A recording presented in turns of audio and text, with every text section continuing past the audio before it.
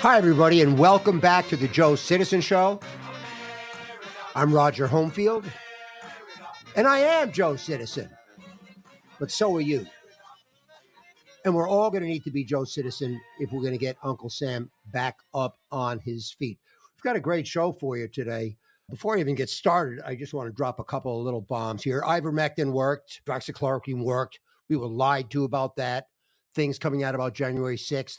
There's some very scary information coming out about just corruption isn't the word. This is beyond corruption. But let me try to stick to one thing at a time. We'll get to everything. There are just so many things to scream about. It's hard to know where to start, but I'm going to have to start right here.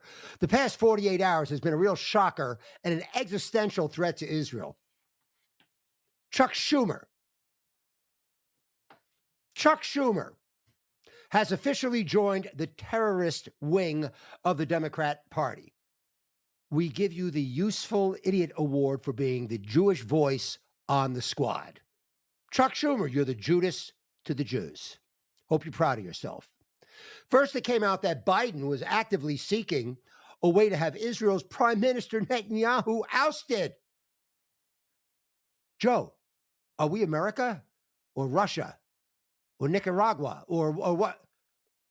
You're trying to have the head of state ousted and you're stupid enough to even have it leaked? I mean, then Chuck Schumer on the Senate floor says that, quote, Netanyahu has lost his way. Netanyahu has lost his way. Why, Chucky? Because he found his way to Rafah to end Hamas once and for all, because that's where they are. And this is what we all committed to just months ago, right, Chuck? No, Schumer, it is you who have lost your way. You've lost your way big time. Then you go on to demand that Israel have a, quote, special election to oust Netanyahu. This is the most outrageous politics I've heard coming out of Washington, D.C. for foreign affairs and dealing with other countries. This is just unbelievable. Well, you kind of got that half right, Chucky, because it would be great to have a special election right here in America so we could oust the likes of Biden and your sorry ass. He claims to do this in Israel's interest so that they won't become a pariah. Schumer, you are the pariah. Enjoy it. Schumer, you're a traitor, is what you are. You've betrayed Israel. You've betrayed your own people, the Jews. But what makes you a traitor is putting America's future at risk. Are you too stupid to understand that if you prevent Israel from winning and you permit the terrorists to win and defeat Israel, who they call Little Satan, that we will be next on their list? After all, we are Big Satan. This is Common Sense 101. You're old enough to know all this. And you have to wonder, is somebody else inhabiting your body, Mr. Schumer? How dare you say such a thing to a leader of state, especially when they are at war, and especially when they're our best ally? So you want this little democracy, Israel, to lose the war to Hamas, to the terrorists? Is that whose side you're on? Apparently it is. Your nasally whining has gone from just annoying to lethal.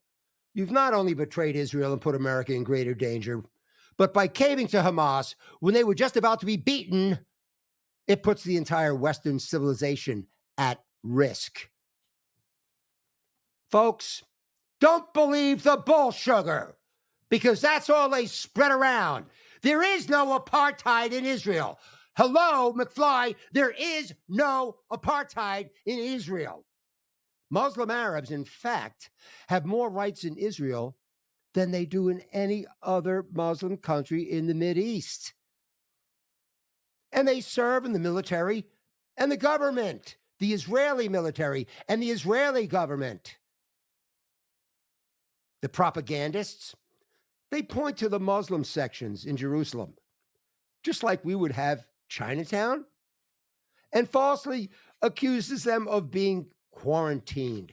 This is total crap, total bull. And it's like saying, oh, we've got Chinatown, so America's in apartheid. And this flimsy premise is what all the propaganda of apartheid is all about? There it is. Biden actively seeking to overthrow Israeli government to save Hamas.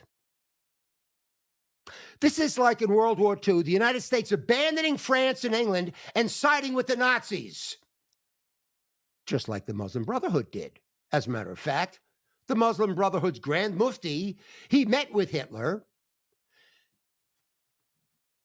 and they had their own Muslim Panzer division. That's right. And the alliance between the Muslim Brotherhood and the Nazis was never severed. It's just that the Nazis lost the war. They wanted Hitler to complete the genocide of all the Jews in the Mideast after he was done in Europe. And frankly, had we fought the war the way Biden is trying to get Israel to fight or to not fight, we never would have defeated Hitler. And maybe they would have completed their genocide of all Jews in the Mideast after he was done in Europe. I came across one of my old Joe Citizen shows back in 2011. So let's just travel back in time. Sometimes it's a healthy thing to see what you were talking about back then. And there were some things we should have nipped in the bud. Well, here's one. When Obama's Director of Homeland Security, Janet Napolitano, she had the audacity to tell us that pro-lifers, let this sink in. The Director of Homeland Security had the audacity to tell us that pro-lifers and returning U.S. soldiers would be put on the Homeland Security threat list, but not Islamic terrorism. Let me repeat that. Janet Napolitano tells us in 2011 that pro-lifers and returning American soldiers would be put on the Homeland Security threat list, but not Islamic terrorism. I say not Islamic terrorism because Obama had the words Islamic terrorism stricken from all law enforcement. It sounds like a joke. I wish it was. So I guess you could imagine how tough it was to be looking for Islamic terrorists and Islamic terrorism when you couldn't say those words. Instead, what the Department of Homeland Security did was, well, they said they'd show everybody how great they were by hiring, quote, devout Muslims to work inside our Department of Homeland Security. And they were damn proud of it. But they just don't understand. You see, in just about, well, in every religion, as far as I know, the more devout you become, the more pious you become, the more spiritual you are, the calmer you are, you see the big picture of the universe, the world, and all that great stuff, right? It doesn't work that way with Islam, I'm sorry to say, because if you are a devout Muslim, that means you must be Sharia compliant, obviously. And if you're Sharia compliant, then it is your job. It is an edict from Islam that you participate in jihad, whether it's by the pen, talking with the pen, or the sword. That's right. If you're Sharia compliant, it's your job to conduct jihad, whether it's by the sword or by the pen. So here they are smiling ear to ear that, oh, we're hiring these devout Muslims. Now, I'm not saying they were going to run around and kill anybody with their swords, but this is a perfect example of what you would call cultural jihadism. Cultural jihadists like Ilhan Omar. Look, everybody thought, oh, what a wonderful thing. Muslims are running for office. Let's elect them. But they didn't bother to find out what their belief system was. Jihad is to spread Sharia law. That's what jihad does. And Sharia law is not compatible with the United States Constitution. There is no room for both. It's not to join the United States Constitution. They wanted to replace the United States Constitution. That's the only way they can have it. 2011, right? 2024. So we can see why we're so screwed. Because we've had idiots in this administration for years. Thank you, Obama. Oh, I don't care if that's not popular. I'm supposed to love him, right? I don't think so. He was a scam from the beginning. And people will find out. And they are finding out. It's just too bad. But that's what happened. Now we got to clean up the mess if it's not too late. Also on that show from 2011, we told our audience of the Joe Citizen Show that America was consciously allowing the southern border to remain porous. See, back then it was just porous. Now it's open. But we were complaining on the Joe Citizen Show that the southern border was porous, despite the knowledge that Islamic terrorists were also walking across the border. Well, it was porous then. It's wide open now. That was 13 years ago. And the Obama, Biden, they're still murdering America. Because this is by design. This is no accident. They know what's going on down there. And they're obviously willing to sacrifice 100,000 American lives to fentanyl, the rapes, the murders, for votes. Oh, well, how can they vote? You say they can't. They're not American citizens. No, they're not American citizens. And Jeff Garland is just throwing himself on the ground, declaring, as the Attorney General, he will fight voter ID. He will fight voter ID with all he's got. How come, Merrick? How come, Merrick Garland? Why would you want to do that when we had 10 million people walking over the border from everywhere, completely unvetted? The timing sounds a little odd. I guess we should all turn in our guns, too. Turn in your guns, because they're letting everybody walk across the border. They don't know who the hell they are. And just let them all vote. That'll make the Democrats happy.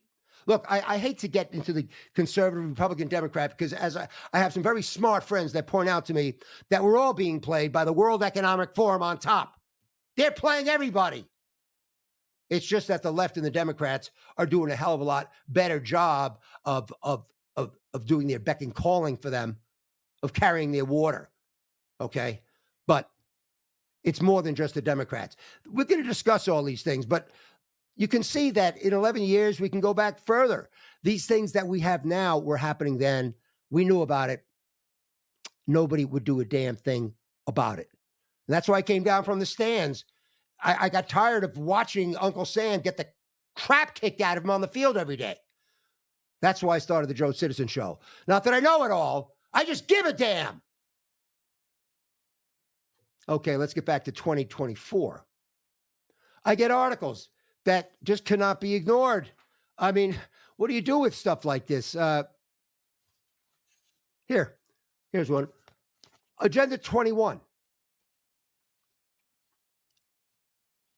Depopulation of 95% of the world by 2030. All right, now you could laugh and poo-poo it and say, what's this conspiratorial crap?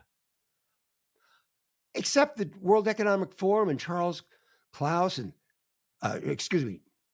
Schwab, whatever the hell his name is, the director of the WEF, they're on video saying it. It's in print.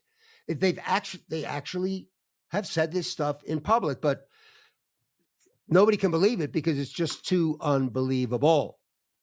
Agenda 21, population of 95% by the world by 2030. We'll get into these articles. We're not going to have time to do that today. The next article is about how they plan on moving everyone, and I mean everyone, into, quote, smart cities, close quote, where everyone will live within 15 minutes of each other. You won't need cars. Everyone will look the same. Socialism on steroids. Now, once again, this stuff is a plan.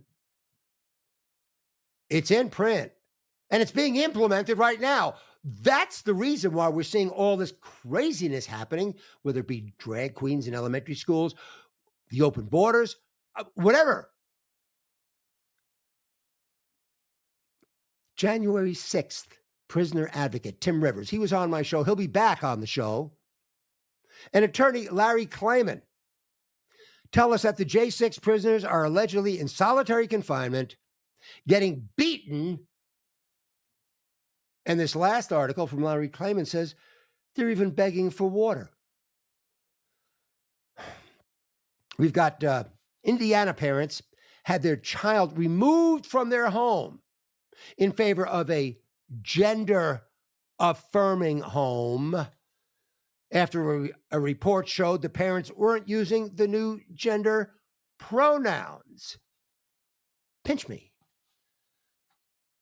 You know, we will get to these stories, but not today. There is no stronger medium than a movie to get a point across and to be influential. More than any article, cartoon, book, or even storytelling, as Lee Habib told us the other week, a strong medium, but even storytelling, because a movie is the ultimate at telling a story. Now, I haven't been to the movies in I don't know how many years, and I'm certainly not a movie critic. So when I first saw the name Jeff Hayes as a guest to be interviewed, I naively didn't know who he was. I had no idea I had a real American hero on my hands. I knew he created the film The Real RFK Jr. and understood its relevance.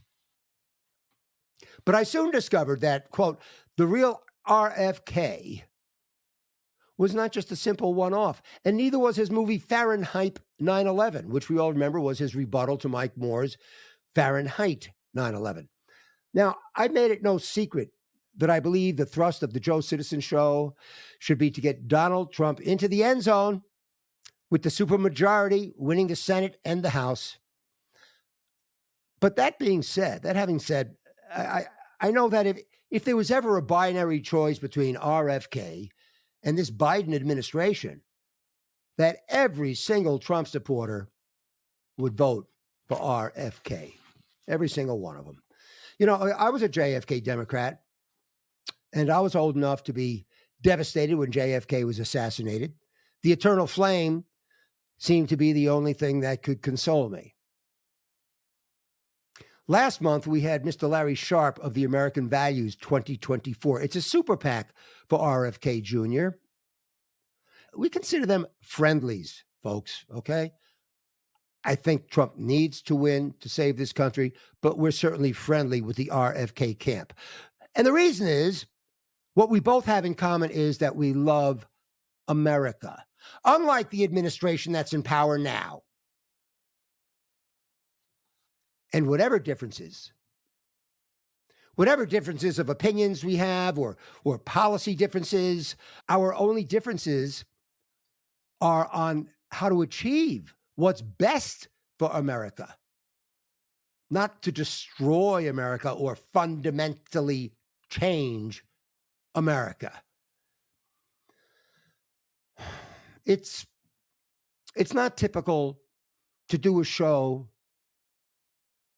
where your emotions get so stirred that it's so disturbing. It's not just like another day at the office. It's not like business as usual. Nothing is like business as usual anymore, folks.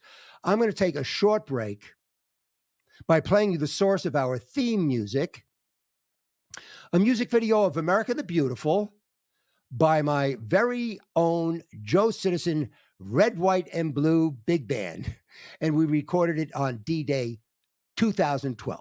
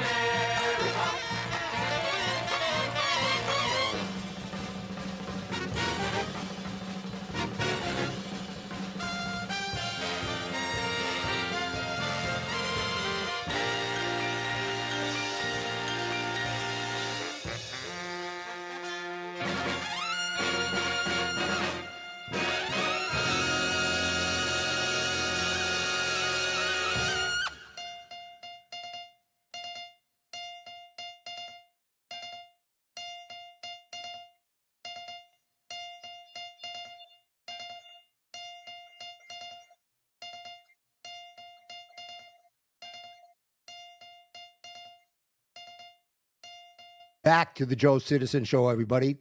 I'm Roger Homefield, and I'm back with Mr. Jeff Hayes, as promised. And I said this before, and I'll say it again. Jeff Hayes is an American hero.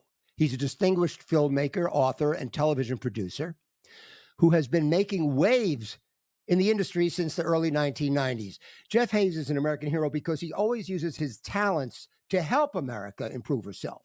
He's motivated not to enrich himself, but rather to expose serious subjects, always motivated by making America better. His latest work is The Real RFK Jr., which we'll talk about. Most people remember Fahrenheit 9/11, which was the movie he created as a rebuttal to Michael Moore's Fahrenheit 9/11. Another movie, On Native Soil, was narrated by Kevin Costner and Hilary Swank. It was about surviving family members of 9/11 victims, and it was shortlisted for an Academy Award. Another one, Doctored, exposes how certain medical practices and industries aim to discredit or suppress alternative healthcare methods. Bought raises questions about the integrity of medical research, the marketing of pharmaceuticals, and the safety of vaccines. Jeff Hayes rocked the documentary scene with The Real Anthony Fauci, which we will also discuss. And Mr. Hayes has always been a positive influence in American society with his movies, books, and documentaries. And the fact is, Jeff Hayes, in his own right, is a great American story. A self-described moderate libertarian, Jeff says middle ground has now been squeezed out, and it's now time to report for duty and pick a side. Well, I like that. We're very, very proud to have him on today's show. Mr. Jeff Hayes, welcome to the Joe Citizen Show. Thank you, Roger. It's great to be with you. Jeff, you know, you look so serene and content. You live in Utah with your wife, Dory, and you have 11 children between you. That's half the population of Utah, isn't it? How do you have the time to be so creative? You know, that's and amazingly in Utah, that's called a starter family. So I moved to the right state where I fit right in.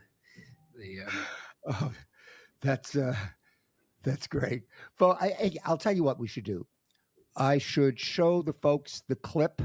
I'm going to show you a clip, everybody, of a short clip from Jeff's most recent movie, The Real RFK Jr.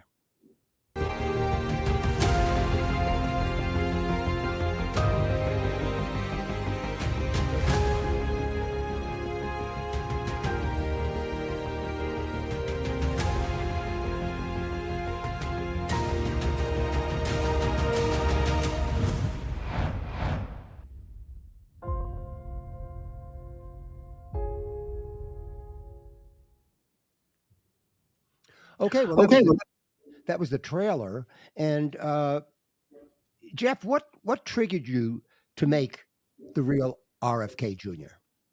So I worked with Bobby very closely. I did the documentary of his book, The Real Anthony Fauci. And I had known Bobby for years and filmed him numerous times, then worked with him closely making that movie. And he gave me a copy of his book, American Values, which I sat down and didn't pick up for 2 years. And then I finally picked it up and read it, and I was enthralled. And I started negotiating with his agents for the rights on that book. In the meantime, Dick Russell wrote a great biography of him called The Real RFK Jr., and it was published by a street smart, savvy publisher in New York named Tony Lyons, who has Skyhorse Publishing. And I was able to negotiate to acquire the rights to make that film. His life, I've lived, I think, the most interesting life I could imagine, and it is nothing compared to Bobby Kennedy's life. If you can imagine, at 5 years old, he's at his home on Hickory Hill, and it was the weekend White House. And there's a red phone in the house with a direct line to Khrushchev for when his uncle was there. And he was 9 years old when his uncle, John Kennedy, was assassinated. And I just picture this bewildered boy. That same year, his father took him to Poland. and Poland was under communist rule at that time. And they didn't want Bobby Kennedy Sr. coming to Poland, but he brought his family. He came. They were in a government building for several hours. And by the time they came out, there were over 1 million people on the street chanting freedom, freedom, freedom. And imagine being a 9-year-old boy and seeing this. And then at 14, his father was assassinated. And he's woken up early in the morning brusquely by one of the priests at the boarding school where he was in school, said, your father's been shot. You need to go to his side. They flew him to Los Angeles, and he was with his father when his father passed away. And then he had a difficult relationship with his mother. He ended up at age 14, started a drug habit that for 14 years, he was a heroin addict. He spent one summer riding rails as the hobo. He didn't even want anybody to know he was a Kennedy, and literally eating out of tin cans in the back of rail cars and traveling this country from coast to coast.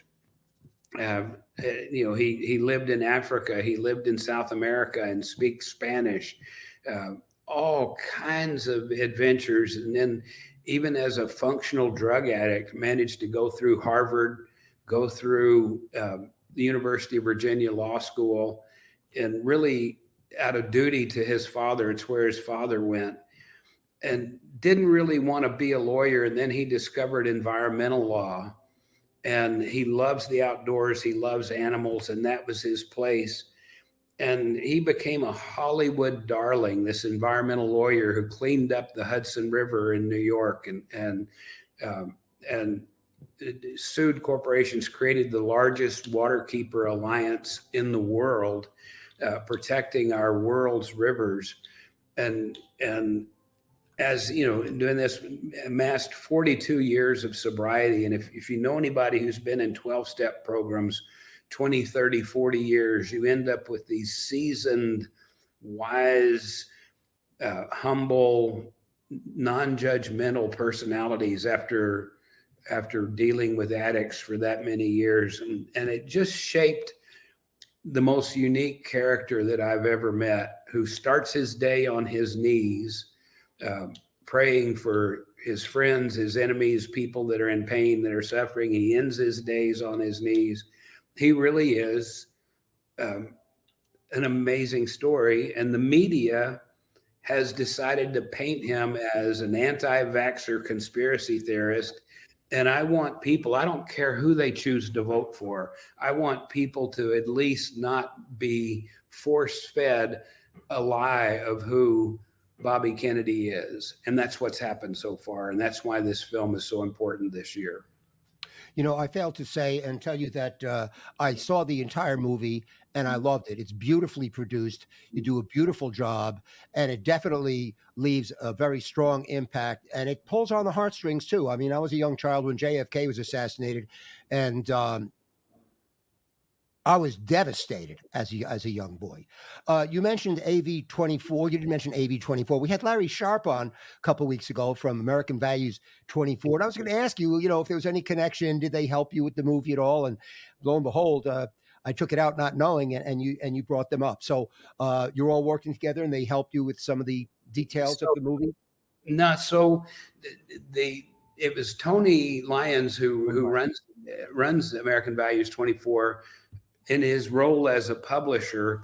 Mm-hmm. And I'm trying to get Tony to help with promotion on the film, and I think they are going to help. I also have to be cautious because I've also worked with the campaign, and you have to keep, like these are very separate entities of a super PAC and a campaign. And I can't, it's funny, if I'm talking to somebody in Bobby's campaign, I cannot mention that to Tony. And if Tony tells me something, I can't mention that to the campaign. So I'm learning the rules of how to be friends with different people moving in the same direction, but that aren't allowed to talk to one another.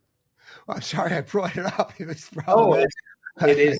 And I love those guys and the things they're doing. And we just attended an event Saturday in Austin, with Tony and American values. So these are allies, and they, the big issue for everyone is really the First Amendment and the right for the government not to be censoring us. And this is, The Real Anthony Fauci was the most suppressed book of my lifetime.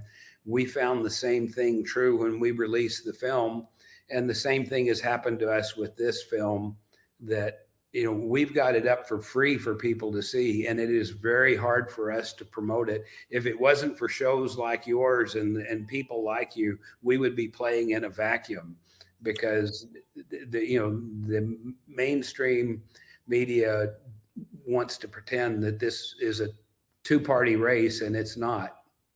Well, we're going to talk about it, and I'm going to blast it out there, actually. Larry Sharp and AV24, they were a real pleasure. And the key word you said there was allies. Because, on my show, there's no point. I'm not hiding it. The thrust of the show is to try to get Trump in the end zone, because we think that that's what we're going to need to do to save America. That being said, I think if RFK ever ran against Biden administration, every single Trump supporter would vote for RFK. We are absolute allies. And it was a love fest when I had Larry Sharp on. I enjoyed him tremendously, just as we are with you. Now, I was going to ask more about the real Anthony Fauci. It was based on the book by RFK Jr. And I see where you said that you read through the book and you just loved the book. And you asked him, can you go ahead and make the movie? And of course, he said yes. And folks, the information in this movie and the book is so critical for us to know. It's so critical that it's been suppressed and censored. Jeff, can you tell us how and why they did that? Yeah, this is, and really, you had your viewers can see the film at therealanthonyfaucimovie.com. And, that book sold 1 million copies its first year and was 17 weeks on the New York Times bestseller list. And there still, to this day, has not been one major media review of the book. When I made the film, and again, it's up for people to see for free, and we did a beautiful job with it, and Bobby's brilliant in it. But the story, it really does take a couple of hours to tell. The duplicity of Anthony Fauci, the connection between when he and Bill Gates met, and but then we go back and look at the way he handled the AIDS crisis, and that's where he developed his playbook that they executed during COVID. Fortunately, all of this is now coming to light, and Senator Rand Paul has been great, and it's being validated, but you can see the whole story at therealanthonyfaucimovie.com. And like I said, that also is up for free. This information wants to be free. It wants to be out there, and people need to know, because this is not their last time that they're going to attempt this. We'll see them attempt lockdowns again. We'll see, as they continue to move toward tyranny, and the censorship is really their strongest tool. I had a section that an editor did of The Real Anthony Fauci that was a 9-minute piece that he edited, and he sent it to me on his private YouTube channel, password protected, for me to review. By the time I got home and opened it up, it had been taken down by YouTube for violating their content policies. And this was on a private password protected channel that literally just the algorithm kicks it off. I can't load anything onto YouTube about Fauci or the film. Vimeo sent me a letter saying I had 3 days to get the vaccine misinformation out of my storage, or they were going to delete my account. This, and it'll be decided on by this, some of this by the Supreme Court next week. We really must stand up for our First Amendment rights and for free speech in this country. We can't let that be taken from us. Folks, do we see how totalitarian this is? I mean, this is Mr. Jeff Hayes we're talking about. And They were on the Times bestseller list for 17 weeks. There was 1 million copies sold, and yet he never got one major review.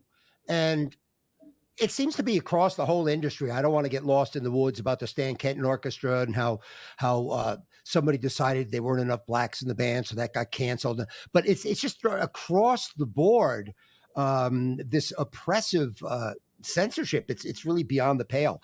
Now, regarding the AIDS crisis, please tell us how Anthony Fauci built a power base, and then also please tell us how he actually ended up hurting people all over the world. Yeah, if you remember the movie with Matthew McConaughey, the Dallas Buyers Club, was all about how these people had drugs that were keeping them alive that weren't available in the US, and they would drive to Mexico and import them and illegally bring them in because they were literally keeping them alive. We had very safe and effective drugs for AIDS, but Anthony Fauci would not approve them. Instead, the only drug that he approved was AZT, which was an incredibly expensive, at the time, it was the most expensive drug in the market at about $10,000 a month. It was a chemotherapy drug that was profoundly destructive. And meanwhile, we had these other drugs that were inexpensive, off-label use that were readily available, and they would not approve them. And Anthony Fauci would say, "Well, it's because there's no studies done on them." Meanwhile, he was the one deciding what drugs got studied, got funded for studies. And so they funneled all that money to the makers of AZT. Then, whenever we had COVID, we had very effective treatments of ivermectin, remdesivir was the only one that he would approve, but we had ivermectin and hydroxychloroquine. Remdesivir was a horrible drug. It was proven to be too dangerous for Ebola patients with a 53% death rate, that they wouldn't use. They outlawed it in Africa for Ebola patients. And this is the drug that he approved while they mocked and belittled hydroxychloroquine and ivermectin, which ivermectin is a Nobel Prize winning drug and now has been approved for the treatment of COVID, long after it could have helped. And once again, refused to do studies on it, only said, hey, this is the cure. And literally tens of thousands, if not hundreds of thousands of people lost their lives for this treatment. We had frontline doctors like Pierre Corey and Peter McCullough and that were literally treating people. And instead of the doctors being consulted, they were banned. And Peter McCullough lost his accreditations and had to fight to keep his job because he was helping people. He was Eric Clapton's doctor. These at 650 peer-reviewed papers, and he was totally canceled because he disagreed with what was coming out of Anthony Fauci's mouth. Folks, do we realize how insane and disgusting this is? Like how many people died? I mean, the fact that the government put its fat arse in between your personal doctor and you, overruling your prescription if they didn't like what was on the prescription, such as ivermectin or the hydroxychloroquine, and the pharmacists were getting threatened with having their licenses lost. Am I getting off target, Mr. Hayes? Oh, this was very early on. In the pandemic in 2020, a friend of mine who is a doctor that does a lot of alternative stuff gave me a prescription for hydroxychloroquine and for ivermectin. And this was, like I said, in the early months of the pandemic. And I sent it to my Smith's pharmacy here locally. And I got a call at home that night, and it was the pharmacist. And he says, I noticed you have these prescriptions. Can I ask you why? And I said, no, you cannot. I have them because my doctor wrote them. And I get my prescription from my doctor, not my pharmacist. And he says, well, I need to know why your doctor wrote this prescription. And I go, I don't know that you actually need to know that. Your job is to count pills, so go count some. And he came back. He said, "Well, we don't have any. We've actually had to send all those drugs to the state of Utah has asked us to send those in, and literally wouldn't fill a prescription." Meanwhile, I had a wife at that time who had cancer, and it was very important for me to protect her, and we didn't know how serious COVID was, and we were not allowed to fill prescriptions for something that we now know was incredibly effective and safe. Unbelievable. It's strong to say it's murder, but I don't know how you could look at it any way else. I had a friend that died in the hospital. He was not allowed to get the ivermectin and the drugs that his doctor prescribed for him at the Las Vegas hospital. They would not permit it. Now, Jeff, you say that Fauci had no interest in these cheap off-label drugs like ivermectin and hydroxychloroquine. Didn't cost very much money at all, and yet the chief epidemiologist at Yale University, his name is Harvey Risch, said they were both safe and effective. I mean, you're probably familiar with him as well. He's actually in the film. He's in the real Anthony Fauci movie. Wow. And these guys are brilliant, and they were ostracized. Yes. Some of the best scientists, like the Great Barrington Letter, and it's just now being proven that these guys were right all along, and their voices were silent, and their credentials. Meanwhile, throughout Fauci's career, he controlled so much money. People don't realize that they heard that he was the highest paid employee of the United States government, but nobody ever says, why is that? Why is this one bureaucrat the highest paid, more than the president? The millions of government employees, he's the highest paid. It's because he had two budgets, and he got a salary from both of them. One was from the NIH and the other was from the Defense Department. And so here you have the Defense Department paying someone, and you start looking at the Wuhan lab that was funded by Fauci through Eco Health Alliance. This is all coming to light now, that we created this bug, that we ended up. Meanwhile, you have Moderna. 5 billionaires were made in that company. They had never released a successful vaccine in their history. And out of this COVID crisis, 5 billionaires made just in that one company. The billions and billions of dollars that Pfizer made. And this was off a vaccine that the US government, the taxpayers, paid to develop.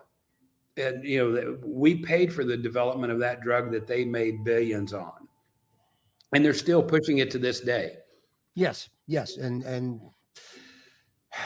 well, Jeff, were these two drugs smeared simply because they cost too little money, or possibly for even worse nefarious reasons? Yeah, it's really difficult to say why people do things, and I try to stick to the facts. But one of the facts of the case is that if there is an effective treatment for a disease, they are not allowed to do an emergency use authorization for a vaccine. So if they admitted that ivermectin and hydroxychloroquine were effective, they would not have been able to do the emergency use on the vaccine. That's a fact. Now, was that what is in their mind and why they did it? I don't know the answer to that. I have my personal opinion that, of course, that was the reason, but that's an opinion. But the fact that they were not allowed to, that's a verifiable fact. Do you happen to know how many lives might have been lost by diverting people away from ivermectin and the hydroxychloroquine? I don't. And this almost becomes, as you look at the AIDS crisis and the people that were killed by AZT, you look at the same thing happening in COVID. I can tell you that the United States had the worst record with deaths with COVID of anybody in the world. There were poor African countries that could not get the vaccines that did 10 times, literally 10 times better than we did in outcomes on COVID. And where we make up 5% of the population of the world, and had, I think, 40% of the deaths from COVID. So whatever we can say is whatever our response was, it was the worst in the world. Regarding investigating this, if not elected, do you think that RFK Jr. would he consider accepting some type of position or assignment with the Trump administration? He gets asked that question a lot, and he sidesteps it because he says, "Hey, I'm going to win this election." Sure. I do know that when Trump was elected the first time, he had called Bobby and asked him to head up a vaccine safety commission, which Bobby agreed to, flew out and met with him at the Trump Tower. And then shortly after they came to that agreement, and President Trump was very interested in looking at the safety of vaccines. And this is before COVID. I mean, let's look at the safety of the entire program. And as soon as he was elected, the ranks closed around him very quickly. And suddenly this died on the vine. Bill Gates, and it's in the film, Bill Gates literally told President Trump, "Stay away from this Bobby Kennedy guy. You don't want any part of that. You don't need to be talking to him." And, where Trump talked about, "I'm going to drain the swamp," he ended up bringing a lot of the swamp with him. And we saw this people, they would be dismissed. This swamp is not easy to drain. Mhm. And so I think if President Trump is reelected, I think he's wiser. I think he's been able to look back and see the people that were around him. I bet he's much more cautious, and he has spoken very positively about Bobby and thinks he's. So it wouldn't surprise me to see something like that happen. But Bobby does not answer that question. But he will not speak ill of President Trump. He disagrees with him on policies, but he will not say anything bad about President Trump or President Biden. He's not happy with Biden's policies, though, I'll tell you that. Well, I don't think there's any doubt whatsoever that if Trump gets elected, that there will be a clamoring to have RFK Jr. in the administration or on a special assignment. We need great Americans and great patriots like RFK Jr. in there. I'm very confident that he will be part of this government one way or the other. We need him. America needs him. Jeff, some very disturbing things have come to my attention from other guests that I have on the show regarding, for example, the treatment of the January 6th prisoners and the hundreds of FBI agents who allegedly led them into the Capitol. Is there any remote possibility, depending on what is corroborated, that you might do a future movie about that? Yeah, that is such a radioactive topic. I keep waiting for the truth about that to come out. I hope I don't have to do a film on it. It is like, but I literally, whenever I don't really make the films I want to make, I make films other people want made. And it's like, especially when you have people that do not get their story told. And there is so much. I do love, where the things that Bobby wants to do if he's elected. He talked about freeing Julian Assange the first day.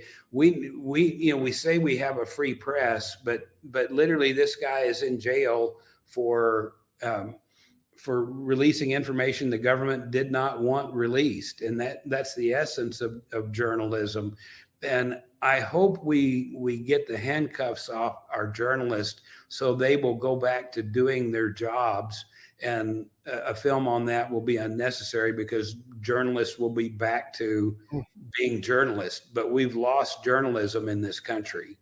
Well, I'm going to rely more on your movies and documentaries than I will today's journalists, given the choice between the two. Similar question. I hope it's not unfair. Is there any remote possibility that you might in the future consider doing a movie about the Russia hoax? All of this is fascinating to me. And as it's interesting in the documentary world, that in my traditional world of documentaries, everybody that I'm associated is so far to the left. I can't believe they tolerate me at all. And they're some very, very kind friends who just look the other way. But there is no way to make films like those that tell these stories and get them out other than the way we do, where they're direct on a website. It'll never be on Amazon. It'll never be on Netflix. And when I made the real Anthony Fauci movie, I thought, okay, well, this is definitely a career-ending film. And then I thought, okay, well, look, I'm no Steven Spielberg. It's not that great a career anyway. I'll just do. I'll take the shot.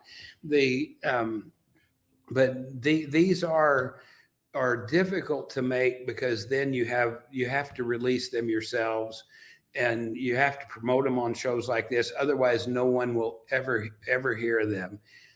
Somehow, we've got to bring balance back to where people are allowed to have civil discussions, disagreements. I attended a debate at the University of Austin in Austin, Texas, on Saturday night, and they were debating the First Amendment, or they were debating a constitutional question of, should we make amendments easier? And they wanted to do this at the University of Austin. They've said, we're bringing back civil debate, and no more shouting people down, no more blocking them from speaking, no more canceling. You might be proven wrong, but you're not going to be canceled. And I love seeing the University of Austin is the newest university in the world right now, and they're standing up for the principle of civil debate, where we can have discussions like this. And so I look forward to them having a discussion about January 6th and what really happened there. And to me, even just the most basic things, where you have a group of people that storm the Capitol to take over the government, made up of the largest group of armed people who forgot their guns. I was like, when you have people comparing that to 9/11 and Pearl Harbor, and it's like, wait a minute, you say these people are the largest gun carrying group in the world, and they showed up for an insurrection and forgot to bring their guns. It's like, maybe there's a little more to this story that is being told. Jeff, I really hope that you end up doing the movie. I truly pray and hope that does happen. I was laughing before when you were saying about how you're surprised they put up with you at all, because you're a lonely duckling, right? In your field, everybody else is far left. I'm laughing because I'm a musician, or was, and it's the same thing. It's like they're completely all way out there, and I don't know why they feel that as me. See, I always felt that the freedom in America is what gave musicians a whole lot of creativity. But that's a whole other subject. But God bless you for putting up with them. And, as far as Spielberg, ladies and gentlemen, I bet if Jeff Hayes wanted to make entertaining movies about space people, just to get in the box office, I bet you'd be a zillionaire. You're a tremendous artist, but you've chosen instead to serve your country, which is really amazing, I think. One last thing, Mr. Hayes. There are so many ongoing crises today. Is there any parting message you'd like to share with us? Yeah, if people watch this film about Bobby Kennedy, it's not a political film. It never says the word Trump or Biden one time. And as you saw, to me, the film is almost a call to our collective nobility. It is an inspiring film, and it reminds us that we have a better nature that we can appeal to. You see his love of birds and of animals and his spirituality. And it's really a reminder of days gone by that we can go back to. We don't have to be at each other's throats. We can be talking to one another and solving these issues. The people can see it, you can go to thebobbymovie.com, will take you there, or therfkmovie.com will take you, and they can see the film for free. But I want people the message of that film is one of hope and of man's better nature and redemption. Good grief, when you take a man who was a heroin addict for 14 years and you see what a life he's built and the achievements that he have, it's inspiring as it can be to me. Well, let me ask you this. For starters, folks, if you're not familiar with Jeff Hayes, if you don't know who he is, it's about time we know who Jeff Hayes is. He's an important patriot. He's really done a lot of great stuff for us already. Look, if they want to see your entire body of work, would jeffhayesfilms.com be the place to go? Yeah, that's a good entry point to my universe. jeffhayesfilms.com. Jeff, you've been such a pleasure. And it's really, I'm so proud to have had you on the show. You've moved the needle. You're going to continue to move the needle. Not many people can do that. You're a great American. I can't say it too many times. To me, you're an American hero, because if people follow the lead of you, we'll be the greatest country that ever was in no time. Mr. Hayes, God bless you. I hope that we're able to have you back again, and the best of luck going forward. And I hope you make a whole bunch more films to help this country, because this country, we need all the help we can get. Thank you, Roger. Thank you for having me. Thank you for being on the Joe Citizen Show. Jeff Hayes, thanks again. Thank you. What a gentleman. What a guy. And it seems that most patriots are. Most people that love things and want to build them up are great people. The ones that want to tear them down and hate things, not so much. Not so much. What a breath of fresh air. We're going to have some other guests on in the next couple of shows. Tim Rivers will tell us a lot about the January Sixers. Steve Gorham about the climate change. He's got these books. He's coined the phrase climatists for the zealots of global warming. But I always want to have somebody on that's in one way or another American hero. Now, here's a gentleman that is doing the movie RFK Jr., and we're for Trump. I mean, we like RFK, but realistically, we don't think can do it. And we want to have Trump in. But this man, it doesn't matter. He's an American hero for the body of work that he's done. All of his, if you go on jeffhayesfilms.com, you're going to see everything in there is to correct a wrong, is to explain a problem that we have in America.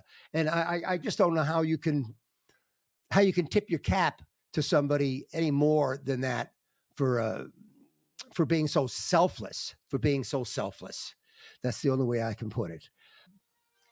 Folks, I really appreciate you being here. We're going to keep bringing you American heroes. We're going to keep talking about this because we need to. We need to keep talking about this.